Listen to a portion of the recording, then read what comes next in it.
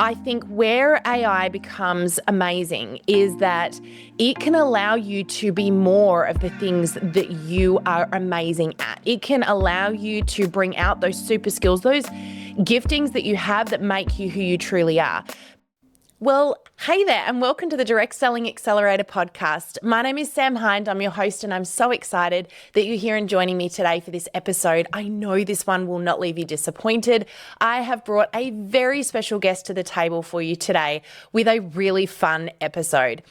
This podcast is here to help support you to grow in your business, but not just grow by working harder, grow by also understanding how you can grow you. And in this episode, I'm bringing back somebody who is both very special to me, but is also a heavyweight in the direct selling industry, the amazing Celine Egan. Now, Celine, who is the CEO of Juice Plus Australia, is also somebody who herself started out at just 19 years old in this industry as a consultant, running a business while dealing with little kids around her feet, and of course, trying to maintain life while growing something that she wanted to be successful. Well, I know you're going to love this episode because we did something a little bit different today. And Celine and I both brought some questions to ask each other about business, about life, about personal growth, just a little bit of everything. And we had a lot of laughs along the way. Celine's a very, very special friend of mine. She was one of my very first mentors when I started out in business almost 14 years ago now. And to this day, I still go to her for business advice, for family advice, for life advice. And I also love the fact that she is so passionately serving this industry every day, doing what she does. And I know that you're going to really resonate with this incredible human. So sit back, relax, enjoy this episode. I know you're going to have a few laughs, but you're also going to gain so many golden nuggets along the way as well. So enjoy. Thank you again for tuning in. And don't forget, if you love the episode, I want you to do two things for me. First one is subscribe so you don't miss out on any upcoming episodes. But second thing is share it with a friend. If there's someone that you think could be impacted by this episode today, I would love for you to spread the love. So that's it from me. Let's tune on in to the interview.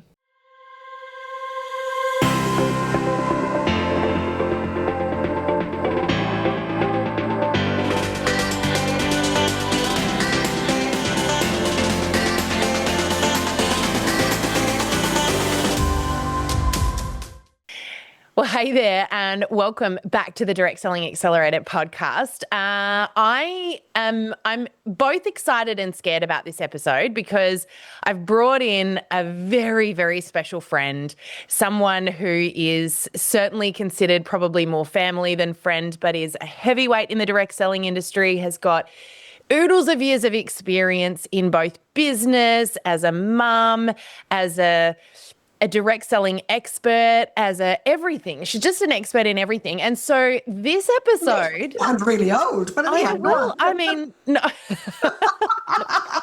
So guys, here's the thing. You have got both Celine Egan, the CEO of Juice Plus Australia, and myself today in an episode with a difference. And that is that the both of us like to talk. We like to be in charge. And so we both are today. And this episode could literally go anywhere, right? Good. It seriously could. And you know what? We're okay with that. We are okay with that. But this is what we're going to do. Celine, we have both brought questions to the table. This is not just me asking you. You are also going to ask me, and neither of us know what the other person is going to ask. So this is totally off the cuff, guys. And we're going to have some fun with it, but it could go anywhere. I have no idea how this episode's going to roll. So I think we should just get stuck in and have some fun. What do you reckon? Absolutely. I'm ready to rock and roll. All right. Well, just really quickly before we do that, this isn't one of my questions, so you're not allowed to take this away from me. Okay. All righty. I just want you to quickly introduce yourself to our listeners in case they haven't heard one of your previous podcast interviews with me. I mean, we've done, I think we calculated maybe you'd appeared on 4 podcasts over the last almost 300 episodes. In various different capacities. So give us a little bit of a rundown. Who's Celine today? Okay, well, Celine Egan, lovely to meet you all. I am born and bred in Dublin, Ireland, so there's a mixed accent that will come through. Just It's not your hearing. It's okay. It's actually me. Okay. So that's it. I am a mother of 3 amazing adults and 3 bonus adults. Maybe 4, actually, we count some, but anyhow, 3 bonus ones, and grandmother to 6. We've got Neve in heaven. We've got 5 boys running around. Oh my goodness me. Which is amazing. So, that is something it just lights me up. But they're my reason for being. On a professional side, I am a born and bred direct seller. Started my first direct selling business when I was 19 back in Ireland, and now very blessed to be CEO of the Juice Plus Australia and New Zealand business. But direct selling runs through my veins. I'm also the vice chair of Direct Selling Australia as we speak today, and very passionate about that. So I love what we get to do in this profession, how we get to be able to help mums and dads be able to do extraordinary things with their lives, say yes to more. And if that's an extra, $50 to $100 a week that's coming in to help them with the groceries, or whether it's life-changing money, it doesn't matter. The fact that we get to be able to do that. So that is me in a nutshell. I love it. I love it so much. And you are fiercely passionate about this industry. It's one of the things I love most about you, and you don't hold back. You are in there to protect, to serve, and you will do whatever you have to do it. So just know, guys, if you're in the direct selling industry, Celine's got your back, and she's one very powerful woman when she's got something that she's fighting for, which when I'm on a roll. When she's on a roll. Actually, I just want to remind your listeners too, though, if you think about direct selling, guys, we are the OG of the gig economy. So you know what? Every one of you that are out there listening, if you're in direct selling, be proud out loud. Stand tall, because yes, I know that in this current environment and economy that there are lots of other options for people to be able to earn income. But we actually, as direct sellers, we have been around for literally, I think 1886 or something was one of the first companies was founded. So we've been around for a long time. Mm-hmm. And so we are absolutely the OG of the gig economy. So be very proud about that. And the company that you are with, I am sure that you, again, and can be very proud of whatever their history is as well. So yeah. I am passionate about it for that reason, because we've been around and we've been helping, especially mums, have choices for generations. Yeah. So it is something to be proud of. I am fiercely passionate about it, even in an environment that is changing. Yeah. And that I still believe that we have one of the smartest business models on the planet for the ordinary person to be able to do extraordinary things with their lives. So, yeah, anyhow, see, she said at the very beginning, we both like to talk. This could go anywhere. So we may not even ask questions. Well, no, I'm going to ask a question now. I'm going to start. It's my podcast, so I'm going to ask the first question. Okay, you go. So here's what I want to know. Celine, you started out in the field many years ago, and you're not old at all, but it was still a long time ago. You started out in the field, you've been a consultant, you've been a team leader, you've then moved into the corporate side of things. And you've done this as a mum as well. You had little kids running around your feet while you were running your direct selling business, like many, many, many people out there listening to this episode will have been or maybe currently are. Here's my question for you, because I know this is a really big problem for so many people and a big sticking point. And you and I have talked about this a little bit before, so I'm very curious to hear what you've got to say about it. But what would you say to somebody who has entered into this business and maybe they don't have the full support of their partner behind them as they're trying to build a business in the direct selling space? Yeah, okay. I love it, because that was me. So when I started at 19. So I have literally been from my teenage years, every generation 6, and since I'm in version 6.0 now. So I'll give you a bit of an idea. I love that. I get an upgrade every decade. I get an upgrade. So I'm on version 6.0. I'm going to steal that. Absolutely. That's great. I got an upgrade to the system this year. So I'm 6.0. So it's been a while. But to be honest, in the early days, I dabbled. I had no clue what I actually had. It was just a little bit of extra income. But when I actually decided that I wanted choices around, especially when I started having children, I had 2 very quick, and there's 18 months between them. And so back in the day, I know a long, long, long time ago, there was no maternity leave. There was no hybrid working. You either had a job or you didn't have a job. You took so when both of these babies were only 12 weeks old, I was back at work. And so when we had the second, and family was on the other side of the world. Okay, my husband is Irish too. So when we had our second one, I seriously was wondering, how could I live life like this? And again, there's no disrespect to anybody who does it, but we'd moved away from our families to create an extraordinary life. And I was dropping kids off at 7 o'clock in the morning, picking them up at 5:30, 6 o'clock of an evening time. By the time I paid for childcare, working all of those hours, I was probably left with just a couple of $100 in our pocket. And so I was looking at what else could this be? And it was my friend, my upline who was there, who reminded me what I had in my hand. But if I get to the point where you're saying where, a partner that, maybe is not supportive or whatever. Now, Mick at that beginning, he was supportive and, he said, look, give it a go if that's what you want to do. I couldn't give away my job, of course. I still need to do that. So I built my business in stolen moments. But there were lots of times when he just did not get it. He just did not get it. And there were many arguments around, because in the beginning of your business, and I think we need to be really honest about this. The beginning of your business, you're putting a lot of more work in than what you may be getting in return if we were just exchanging dollars for hours. That's what we do at a job. But when we're building a business, we're not exchanging dollars for hours.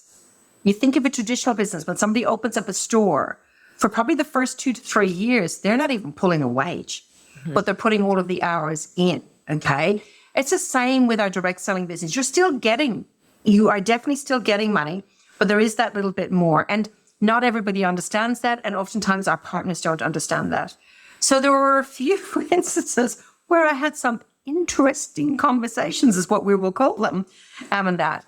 But what I learned, what my beautiful mentors reminded me, guys love certainty. Mm-hmm. They love to be able to see the money. If you're doing a job, they want to be able to see what the results are. Yep. And so a couple of things that I actually implemented at that time was, first of all, after one of those interesting conversations, I had a little bit of a I'll show you moment. So I actually went and opened a bank account that was just for my business money. Yep. Hey, there's a novel idea. But anyhow, I hadn't thought about it because it was kind of coming in. I'd spend it, it'd go out. It was being spent on the family, and it was going into, you couldn't see it. You couldn't actually really see it. And so that was the first thing that I did. And so I started to build up a fund in there that the very first thing I bought with was a side-by-side fridge freezer. Very sexy back in the day, I can tell you. Okay. But I paid cash for it. Every time I looked at it, reminded me of A, what it was I could do and create, and B, I was able to show him the money. I could just picture you right now, just like sexily leaning up against this fridge every day going, look at me, Mick. Have you seen? But it was just that thing, though, to say, this is real, this is tangible. Because, let's face it, as mums, and I can tell you now as grandmothers, we see something, we go, oh, I'm buying that for the child. Oh, I'm buying this. Right. But it's not going into maybe the tangible things that the guys can actually say, that's it. Yep. The second thing I'm going to say to you as well, and it's funny, I've literally just had this conversation with one of our beautiful new mamas who's come back to work here. It's really important that you become intentional with your actions. Yeah. We can be busy being busy, and it can seem like we're actually working all the hours God gave us around our kids. Mm-hmm. But I can honestly tell you, if you were to do a real honest-to-God time audit, and Sam will remember time audit because back in my coaching days, I'd make her do them. Yes, but, probably. You remember it fondly. Yeah. But if you were to really do it, you would actually see when you were intentional about building your business and when you're actually just being busy.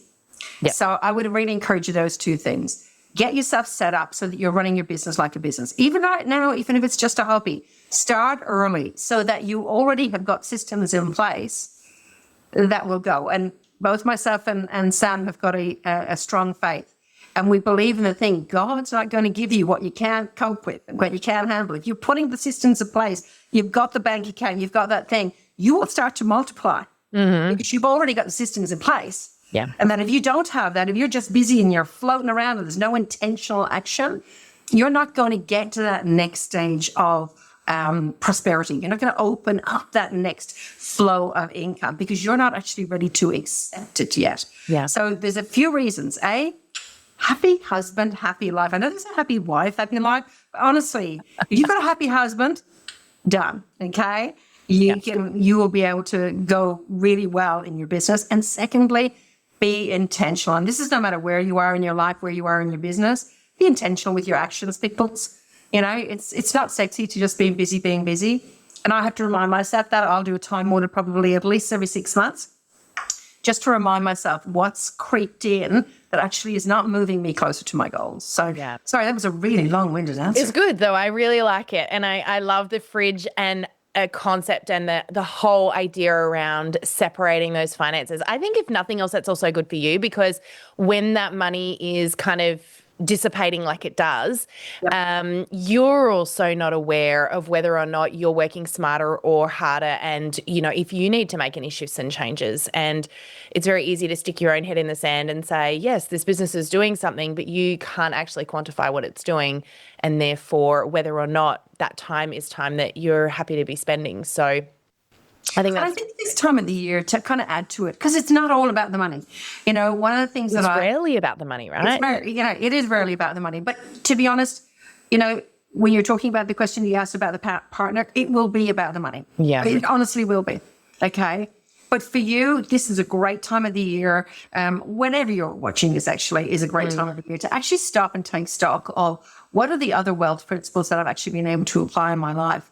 Have I learned and grown as a person, kind of thing? Have I gotten healthier just because of the people I'm hanging out with or whatever like that? You know, yes, have I made money? Have I been able to maybe work a little bit less at a job to be with kids because I've got the income coming in from my business or whatever? Yeah. There are all of those things that you actually get to look at. But if we're talking about the blokes in our lives, honestly, I've coached so many people over the years, my own personal experience as well. Show them the money. It's a Jerry Maguire moment, okay? It is. So good. I love it. All right, your turn. Yeah. My turn. Okay. So we all know 2025 has been an interesting year in so many different ways or whatever like that. Mm-hmm. But if you were to look back over the last 12 months, what is it that has really surprised you about yourself? Ooh, surprise me about myself. That's a good question. Wow, I wish you'd given me this one in advance. Yeah, I know, right? She's like, can I stump her? Look, I'm going to turn this one around to I'm going to talk about social media because what surprised me about me is lots of things. First of all is my capacity to deal with a lot of stuff.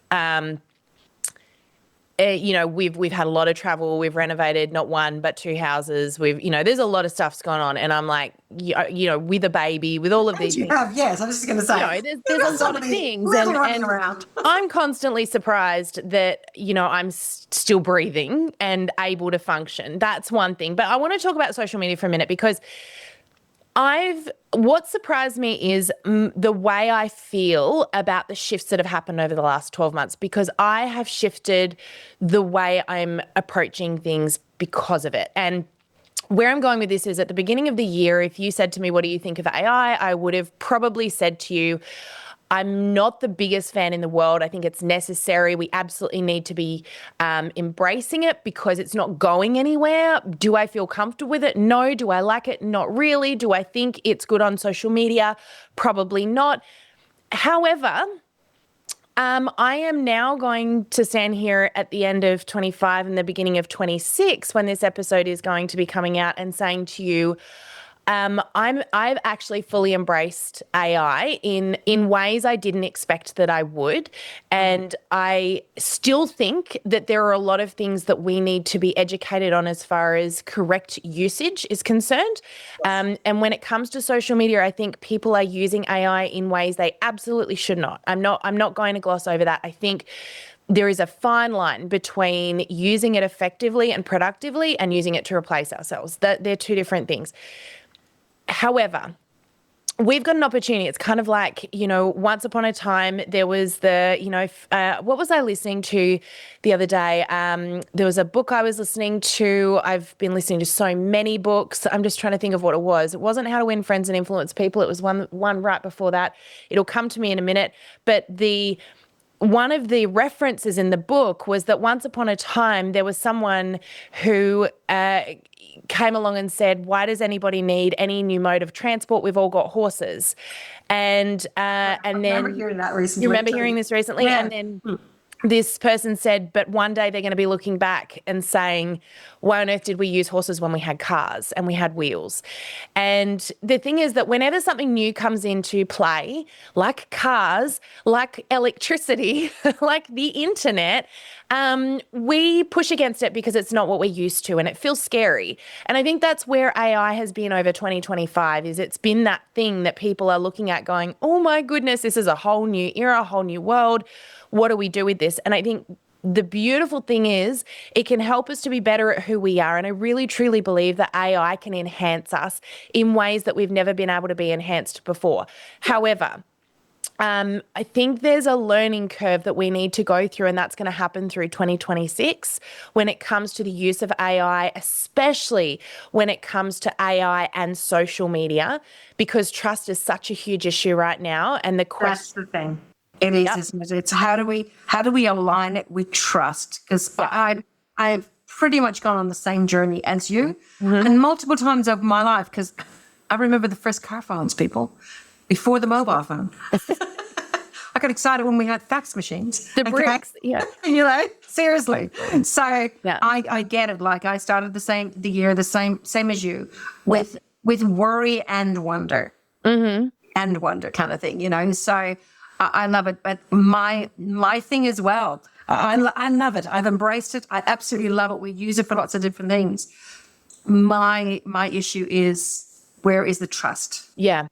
How do we make sure, especially in our industry, especially our industry, don't be lazy. Whatever Sam looks at rolling out for teaching you over the next year, embrace it and lean in, because I think especially for our industry, people will buy from people they know, like, and trust. And if we just go down the lazy path of AI for everything without any human intervention, my worry is about the trust part. So I like that you said lazy in there. There's a big difference between lazy and being clever and productive, right? Totally. And I think where AI becomes amazing is that it can allow you to be more of the things that you are amazing at. It can allow you to bring out those super skills, those giftings that you have that make you who you truly are.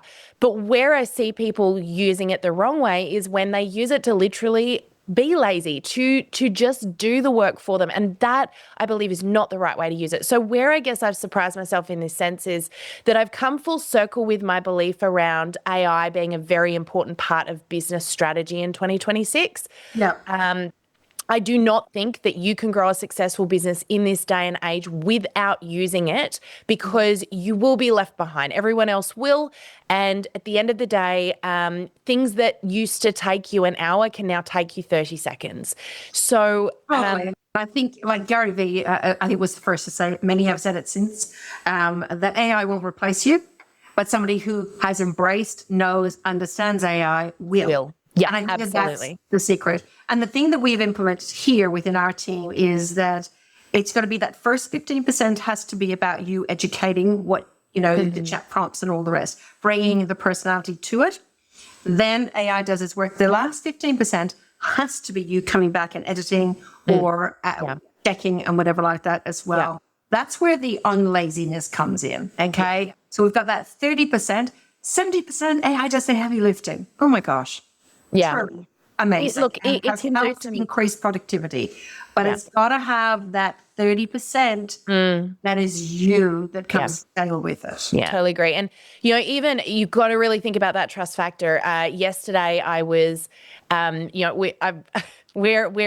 don't know this because you have male grandchildren, not female ones. And so you have not had to listen to Frozen a million times in the car yet. I don't know. Oh, really? Frozen and cars. Okay. Moana.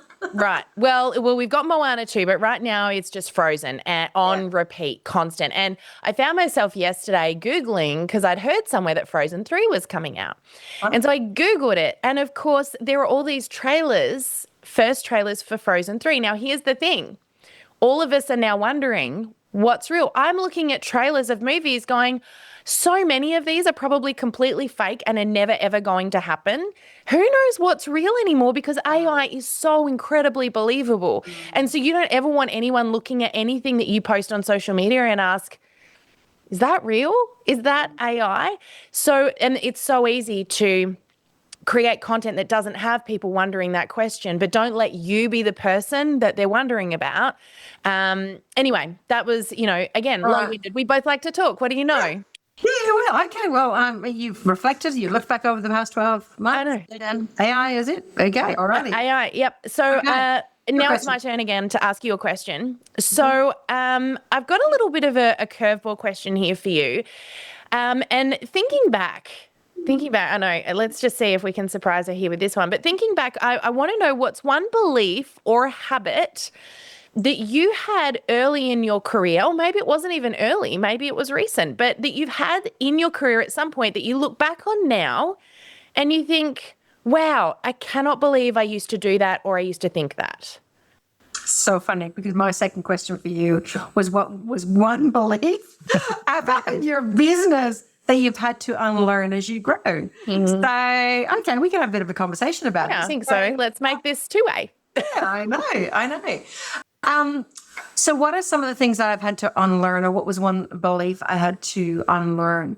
I think a belief that I probably had to unlearn is, and it's more to do, it's probably started off young. I was in merchant banking as a career before I shifted my full career then into direct sales and that too. And so I looked at it early on and, the belief, again, remembering I'm 60, guys, so it's a few years back now, but that belief, that early belief was that men actually had more chance of success than women. Ooh, yeah, good one. And so it's interesting. So so the thing was, the belief then that I built around that was that I had to be like a man. I had to be really driven, type A, work hard, harder than anybody else and all that to be successful. Mm-hmm. And so that belief in some ways served me well because I did outwork, outlast, outgun. That's what I would do. And even when I came into my direct selling business, I moved really quickly. When I made the decision in the April, I'd gone back to work with Shane. He was born in the January. He was back in work by the April. I recommitted to my business and decided, okay, well, this is what I am going to do. That was the April. By the July, I'd qualified for a company car. By the Christmas, I had resigned, replaced my corporate income. Yeah, by the end of the year kind of thing, whatever. So it held me in good stead in that I've always been a hard worker. However, where that belief did not serve me was then actually, and I had to relearn or unlearn that belief to go, anyone can be successful if they choose to. Mm. And you get to do it the way that you want to do it. So part of that then did lead me to adrenal fatigue twice. Yep. Okay. So it can be something that serves you, a belief can serve you, but then what are the negative impact of that? And what is it that you can actually kind of then replace it with? Mm. Whereas now I am still a hard worker. I will get up and do a call in the middle of the night if that's what it needs to take or whatever. However, I also make sure that I have balance on the other side of that. Yeah. So in the past, I might do that call at, whatever time it would be in the middle of the night. Well, I had one the other night at 1:30 in the morning. It finished at 2:30. I got one tomorrow at 4 a.m. But in the past, I would have then been in the office from 7, not probably left till 5 and maybe worked later that evening as well. Mm-hmm. And now I was in the office. I'm an early riser anyhow. I was in the office, but then I left. And computer stayed here and I balanced that with time to my grandkids or whatever like that, or a walk with Mick or whatever. So I make sure I prioritize self-care. So instead of going into martyr and victim mode, Yep. I now come at it from a place of, if I choose to work hard intentionally, so not just being busy, but if I choose to work hard intentionally, that's cool. Where's the balance? Yeah. And that was the thing. And it's been it took me a lot of years to actually learn it. And so I hope for our listeners, they learn it early.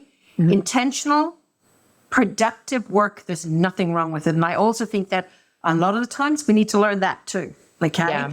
Yeah. I think that there's a little bit of, we'll just go with the flow and it'll all just come. I'm sorry, it doesn't. Okay. There is actually work involved. And if we think about network marketing, there's a work in there for a reason. Okay. Yeah. However, the intentional side of that then is what does that look like on a counterpart of it? So how are you balancing your energy? What is it that you do? I walk in the morning, pray in the morning.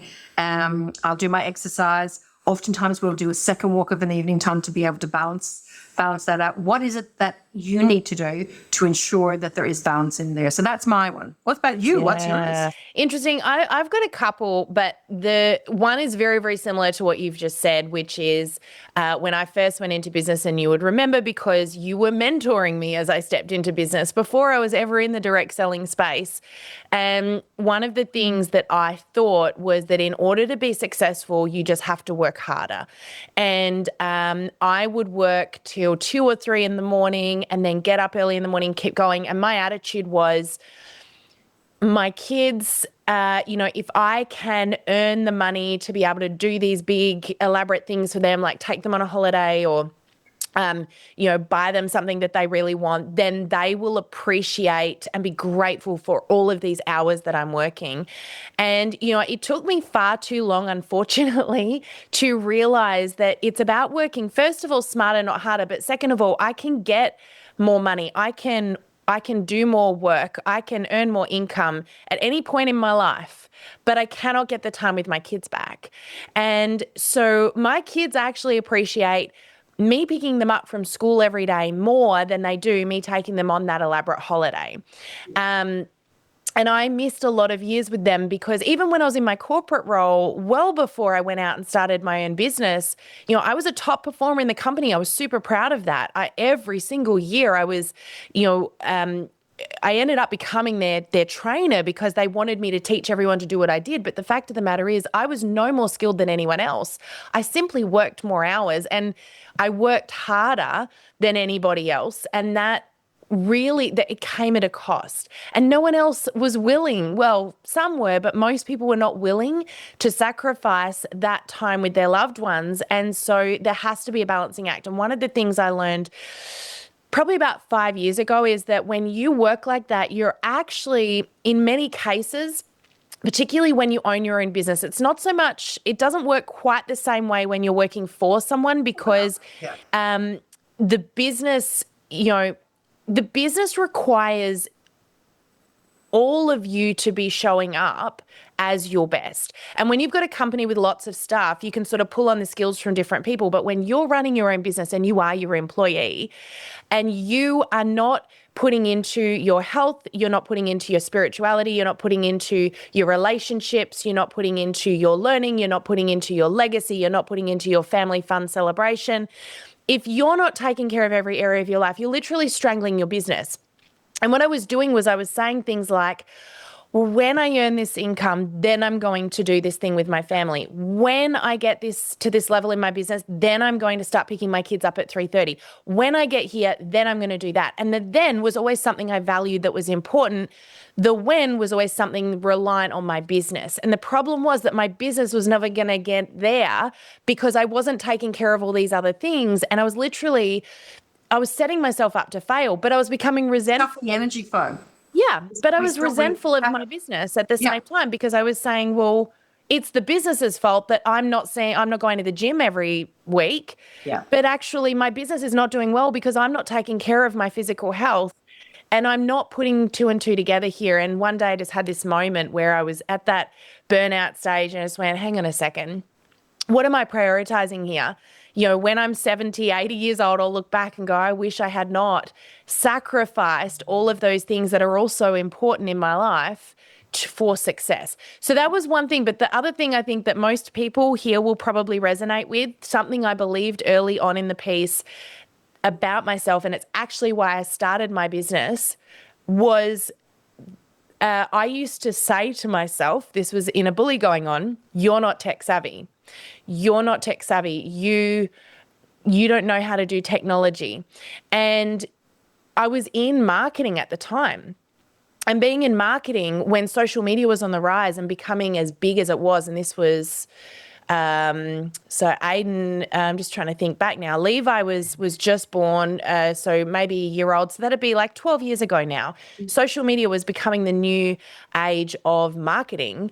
And I felt like, and I was saying I'm not tech savvy because I thought that was my identity. And there came a point where I just went, who says that's my identity? I grew up in a time where, technology and computers were not a part of our education. Yeah. And I'm sitting here with a smartphone, at that time a BlackBerry. This is the time that it was. Yeah. If you don't know what one is, you're probably too young to listen. No. Look it up. A BlackBerry. I had a BlackBerry in my hand and I'm thinking, hang on a second, who taught me to use this? I'm self-taught. So why am I telling myself I'm not tech savvy? Who says I can't learn these things? And I went on this journey of self-discovery to prove to myself that actually I am. It's just that I've not invested that time in my own learning. And I decided to teach myself everything I needed to know to become the expert because I could see other people were struggling with the same thing. And the other people, then I love what you covered there because, the reality is there are people saying that right now about AI. Yeah.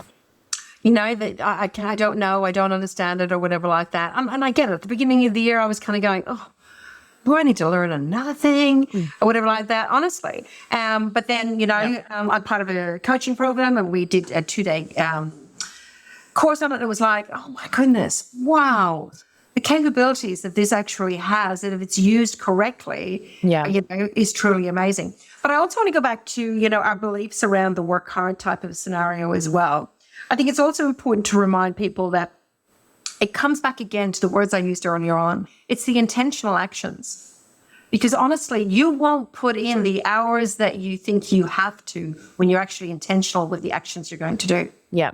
Because you'll get things done in 15 to 30-minute time blocks, which is what I did once I shifted my whole beliefs around this, than what you would have spent probably all day on in the past. Yeah. The other thing too is then being intentional. So I've already done up my Google Calendar for next year, and it's got all of I've got some of my grandchildren up here in Newcastle where we live, and our second home is in Tasmania, close to where Sam is. And so I already have the trips that I am making to Tassie to make sure that we're there for the special moments for all those grandkids' birthdays, etc. So they're already in the diary, okay? The trips back to our parents are in Ireland and they're in their late 80s now. And my mum hasn't been 100%. So I'm on a plane just after Christmas. We're going back. And then later next year, we're back. It's already in the diary. It's already planned out. Our beautiful events for our Juice Plus community are already in the diary for the whole thing. Time out for myself and Mick is already in the diary. And so before, if you had told me, and I'm looking at this diary and it's all color-coded and it's all there, and, if you had told me before that I could actually do all of that and run a successful business, work as hard as I want to, because I actually love what I get to do, and have all of that at the same time, I would have told you that there's not a chance. I would have gone into victim and martyr mode and all of the kind of things. Yeah. Whereas because of intentional time slots in my day and in my week, I get what I need to get done. Yep. Much quicker.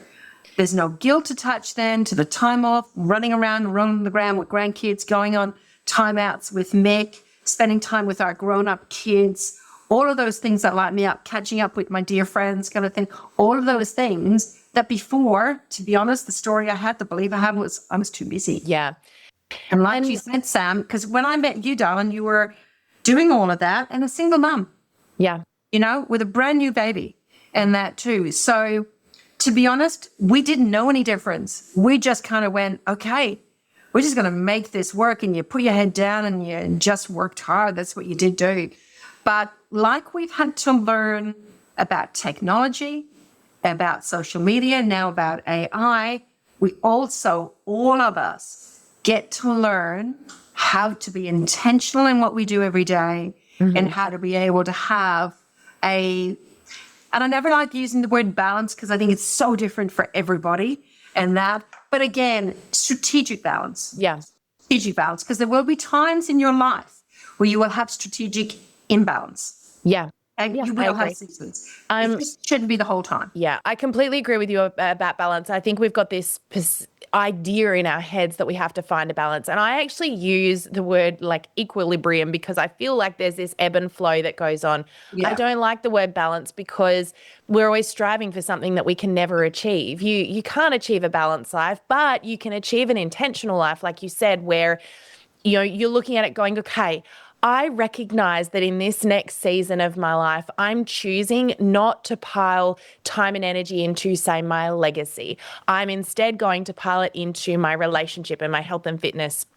And it is a season for me to work in my business. Or, it may be another area of your life. There are certainly I go through seasons throughout every year where there is a huge amount, and you're the same with this. We always work on our personal development, but there are times where I become almost completely engrossed in it because I need to up-level my skill set in order to be who I need to be for other people. Ron says it. You work harder on yourself than you do on your job. That's right.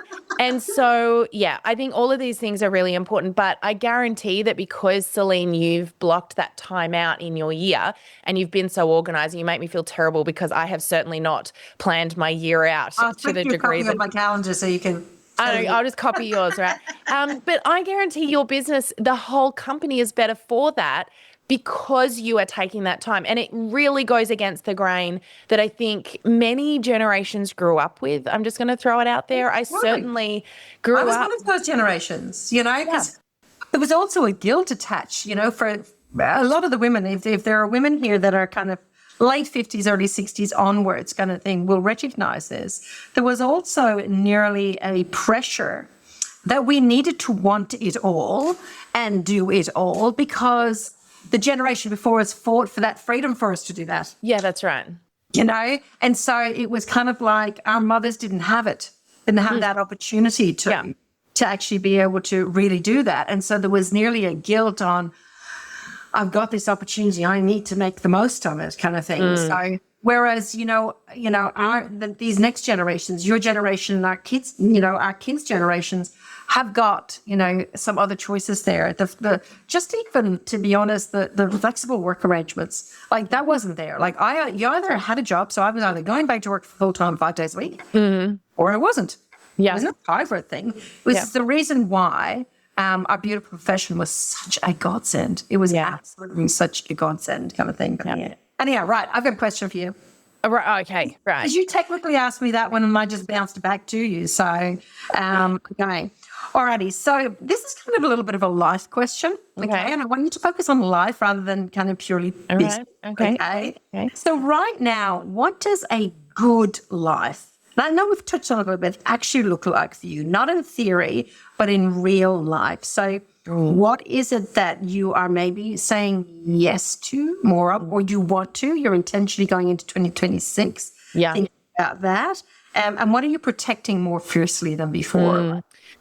Do you know, it's going to come back to some of the things we've already kind of talked about, but the big realization I've made, and look, I haven't openly talked about this, so I'm gonna put this out there. This year for me has been a very busy year of doing all the things I love, but even the things that you love can take their toll on your health. And for me this year, and keep in mind, Addie's 2, and so my body has still been over the last 2 years recovering from having a baby. And I'm not going to lie, I'm, on the older side of young parenting. And so my body doesn't bounce back in exactly the way that it might have when I had the boys who are now in their teenage years. So, one of the things that I've realized is that for me to be the best that I can be, it also needs to be physical as much as it needs to be. I used to think mentally, like I need to learn things. I need to get better at learning things in order to prove myself and be worthy. Now I realize that in order to be the healthiest version of myself I can be, that helps me also be better mentally, but be better in the business. And so the thing that I'm protecting more fiercely now is my time, because the thing that I know is really important is that I give myself time to be with myself. And we've got 5 beautiful kids. I've got a husband who I work with, and that, brings its own challenges, as you know. And then, we've got an amazing team, but we've also got a very busy business that really does take a lot out of us. And the work I do is 24 hours in a sense, because it's social media. I could pick up my work at any time of the day. It's not just 9 to 5. And on top of that, most of the work we do is in the US, which means it is through the night. When I get up in the morning, I have got oodles of emails and messages and contacts and appointment requests and podcast interviews, anything from 5 or 6 o'clock in the morning through until about 1 in the afternoon. And so the thing that for me, put aside the work side of things, and that really is probably what the answer to that is that I've realized I need to spend more time being present with my family and with myself. And that's something I probably poo-hooed a bit over the last few years. But this year has been, for me, a bit of a year of burnout. We've had 4 trips to the US with Addie, and so that brings another level of exhaustion. Yeah. We've had a trip to Bali, which, might sound very relaxing and exciting, but let me tell you, when you take 2 teenagers to Bali for a trip that really is about them, it's not a relaxing exercise in any way. I came back more exhausted than I left. And you're renovating. But before that, I also, the week that we started renovating was the week I went to run my half marathon, don't forget, That's right. Yes. Been working on that for 3 years. So I've been training for a half marathon all year. We've done these trips to the US. So my training was happening while I was traveling. Then we decided, because we were told, if you don't start this renovation on your house you've been planning for 7 years, if you don't start it now, it won't happen until middle of next year. And I'd been waiting so long, I didn't want to wait another 8 months to start. And so the week we left to go away to Melbourne, which then tagged on to another overseas trip, was the week that we let them start demolishing our kitchen. Let's put this into some context here for a little second. It's then been 3 months. We're now still renovating. We're living on our deck right now. I don't think I've given you the latest update. We're currently living. I was watching your socials the other day. Right. Okay, I hope it doesn't rain. No, me too. I really hope it doesn't. Although I'm looking at the clouds right now going, I'm glad I'm in my office in town and Greg's dealing with that, because it doesn't look pretty. We're living on our deck. We've been doing this for 3 months. We've been renovating. And let's add to this, while we were in America, our neighbor across the road, who was also our builder, came to us and said, hey, I want to sell my house. Would you help me? And Greg and I looked at each other and went, we've been praying to buy an investment property for many years, and this is our chance. We can actually do this. So we privately bought it while we were overseas, and we're now simultaneously renovating across the road as well. I actually have gone through a period of burnout this year, and I was sort of blaming it on, there's something medically wrong, until I realized it was actually burnout. And I need to stop. I need to find ways to take care of me, and that the best way I can do that is to be with me, is to have alone time, quiet time. You and I have talked about this before. It's actually quite funny, because both of us, and if you're listening to this, don't die of shock when I tell you, but both Celine and I are introverts. Yeah, totally. Introverts. Which means that we actually don't gain energy. And we operate in an extrovert's world. I know, right? But we gain energy from that quiet time. When either of us speak or we're at an event, we actually have to withdraw. And we've actually stayed together at an event before, where we go back to the room afterwards and the two of us just silently sit there and it's I totally get it, because it's just, I can't. And it's okay, because we both know there's no words left. Yes. Don't talk to me. I don't, like, I don't want to, when I get home at night, do not ring me. I will not answer the phone. I don't want to talk on the phone. And it's not because I don't love you. It's because I need to regenerate my energy, ready to do what I do again the next day. And so alone time is something I'm protecting fiercely, to the point where my phone now goes off on airplane mode and does not live in my bedroom at 9 o'clock at night. It's gone. I don't touch it. I don't want it in my room. I need to have quiet time. And 2026 for me is going to be a big year in business. It's going to be exciting. I know that, but it's going to also be a year of Sam time, where she is going to learn how to be amazing at being alone. And she's going to I'd love to kind of challenge people as well, because you know what? There are lots of people out there that are listening that are just like us. Because again, and it's funny that you should say it, because again, I'm in that decade of 6.0, and I realize as well, for me, I know when I am at my healthiest, at my fittest, whatever like that, I operate much better as CEO, as wife, as mother, as grandmother. My head is just freer, everything. So I actually engaged a coach in a program, longevity program, which I am loving. I'm 8 weeks, 9 weeks out, just had an assessment, a diagnostic done. And so I invested in. Do I have all of the tools around me as part of our? Absolutely. It's all there. But you know what? I had to put some skin in the game and invest in to actually go, okay, that's it. Every single day, this is what the program is. This is what it is that I am doing. And the little percentage, this is not about me getting up and running a marathon or anything like that. It's the percentage moves. And I got very excited the other day. I just want to say, guys, even just the simple things of, touching your toes and getting up and down off the ground. For me, my health goal is actually being the fittest, most vibrant granny that I can possibly be. But I can chase these boys around, get up and down off the ground, run around after them. Yeah. That's my fitness goal. Mm-hmm. So that's also been super important to me, because I would let the busy get in the way. I would be fine when I'm home and I'm in my routine. Put travel into there. And like Sam, I'm on the road. I've lost count of the number of places I've been this year. Blessed, feel incredibly grateful for it, but I used it as an excuse to fall off the wagon. Exercise, eating, the whole works. Would fall off the wagon, then I would come back and beat myself up because I did. Now, it's just, this is what I do. I have made it into bite-sized pieces, so there is no excuse. There is actually no excuse for it to be done. So I would encourage those who are listening to us today, what are the things that you are intentionally bringing into next year? Mm. And, I actually sent out a form to all of our leaders and emerging leaders this week. And it is just very similar to this. It's a leadership reflection and forward plan. Mm. What is it that you've learned this year?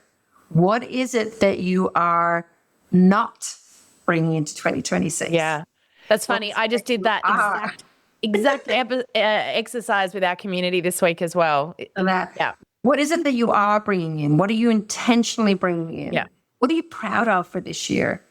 And what are the things that how is it that you're wanting to show up next year? So that you can intentionally go, okay, you know what? And for some people, 2025 was great. For others, 2025 was one of the messiest years that people have seen for a long time. Mm-hmm. Because there's a lot of change going on in the world. There's a lot of, there's just a lot. There's a lot of heaviness. Mm-hmm. And that, as we record this, there's been, a number of really, really sad things that have happened over both, personally around us, in our communities back in Tassie, and then also in our country and in the world. Mm. So there's a lot of heaviness as well this year. So what are some of the things that we're actually going, okay, not bringing that forward, and going in to next year with a stance of hope and belief for what it is that is coming. And for myself and Sam, we are blessed in that we have a faith to lean into. And so that's really important to us, because we know through him all things are possible. Mm-hmm. And whatever it is that you believe in, whatever higher power that is, lean in and know that you can go into next year and you can create the life that you want. Yep. Be intentional about it is what I would probably say. Yeah, amazing. I love that so much. Well, I'm going to ask you a question now. And I know,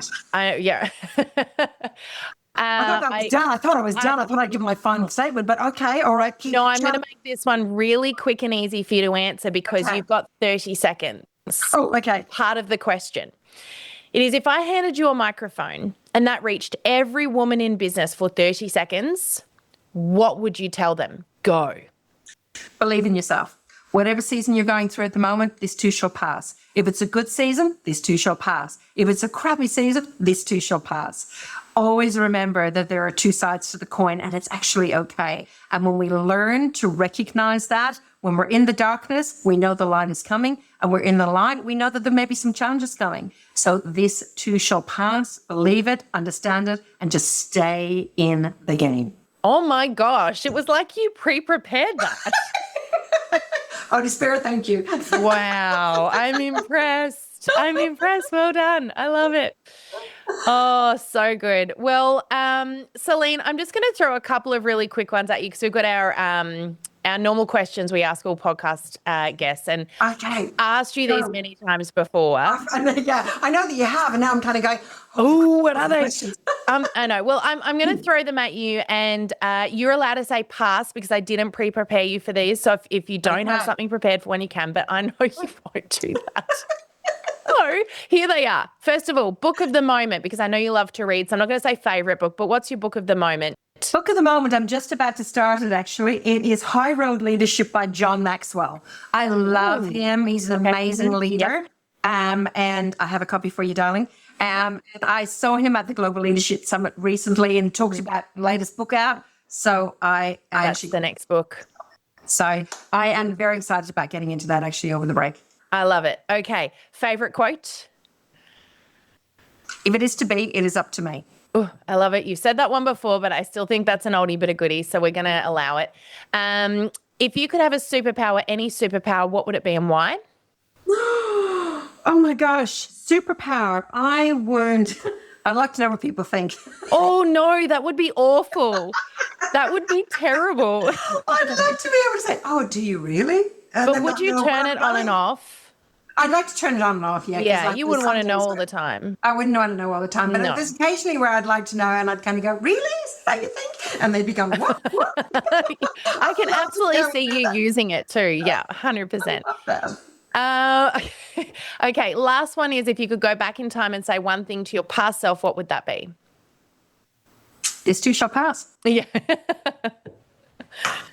And what a great way to finish up. Look, this has been so much fun. Thank you so much for joining me and playing along. I had so much fun chatting with you today about business and life and, all things surrounding that.